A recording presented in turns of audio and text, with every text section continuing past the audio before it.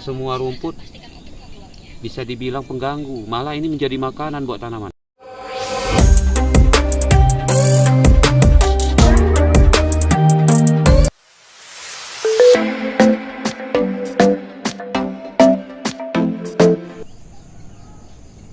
Halo sahabat-sahabat tani, assalamualaikum warahmatullahi wabarakatuh.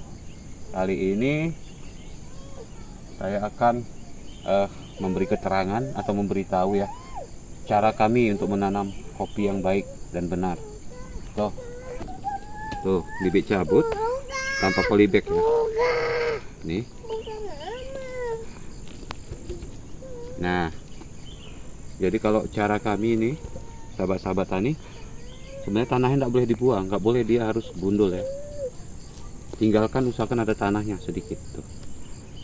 Karena di sini ada nutrisinya juga. Jadi kalau kita habiskan tanahnya, tinggalkan akar, itu dominannya nanti berpenyakit kopinya. Oke, ini saya akan praktekkan. Nah, jadi seperti ini ya sahabat. Ini sebenarnya jangan dibuang. Ya, saran saya ini baiknya jangan dibuang, karena ini bisa menjadi pupuk kompos. Ada nutrisi di dalam rumput ini.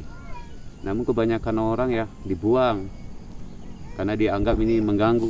Nggak masalah. Nah, jadi begini sahabat tani. Ini kan sebagian udah gede kopinya ya kan. Nah, ini termasuk hasil uji coba. Uji coba saya sewaktu pertama kali sebagai pemula dulunya nanam kopi dengan cara ya menyimpan di dalam lubang. Tuh. Ini lama-lama akan terurai. Ya, karena ini termasuk organik, alami. Dan lebih hebat ini daripada kimia. Nah, namun bukan berarti kita tidak perlu kimia, kita tetap perlu. Namun bisa dikurangi ya. Nah, namun dengan adanya kompos seperti ini alami. Nah, ini tanpa perlu M4 pun kalau kita gali, kita kubur ya ke dalam tanah, ini akan secara alami juga berubah jadi tanah. Oke, mari kita praktekkan ya.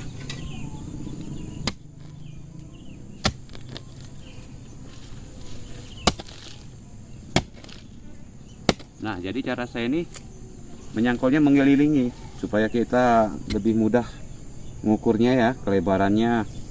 Kita bersihkan dulu, melingkar aja. Tuh. Nah, jadi soal kedalamannya ini sebenarnya kalau cara kami ya sahabat, tergantung ya. Kalau kami biasa di tanah rata seperti ini, ya di tanah seperti ini nih, banyak kandungan humusnya juga dan terlalu gembur, sebenarnya nggak perlu dalam cara nanamnya ya. Terkecuali tanah itu banyak tanah apanya ya, tanah merah ya kalau sebutan kami. Kalau tanah merah ya memang harus dalam. Kenapa? Karena biasa kalau tanah merah itu termasuk seperti sebutannya apa ya, tanah mati ya. Itu mesti memang harus kita gali lebih dalam untuk menemukan tanah tersuburnya. Sebenarnya itu cuma alasannya. Ini karena tanahnya gembur, jadi nggak perlu dalam ya. Kalau begitu kita langsung tanam aja. Tapi sebelumnya rumputnya dulu. Oh, kemari, biar lebih nampak. Ya kan? Nah, seperti ini.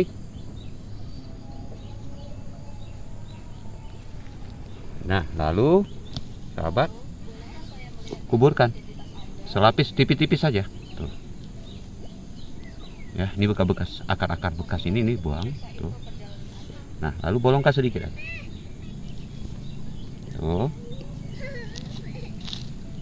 Nah, simple ya. Nah, jadi nggak perlu ribet-ribet. Teknik ini jarang dipakai orang. Nah, jadi nggak seluruhnya rumput-rumput itu dianggap penyakit ya. Karena justru tumbuhan itu makanannya dari rumput rata-rata. Rumput-rumput sudah mengering ya. Nah, supaya lebih padat lagi, ya tambahkan tanahnya. Cukup begini aja. Oh, keliling. Nah, jadi terbentuk api ya.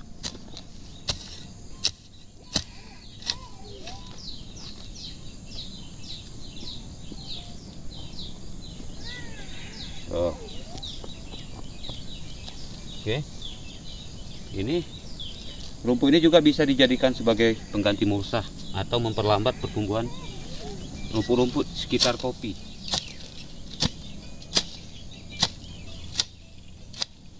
Nah, jadi begini aja deh, sahabat.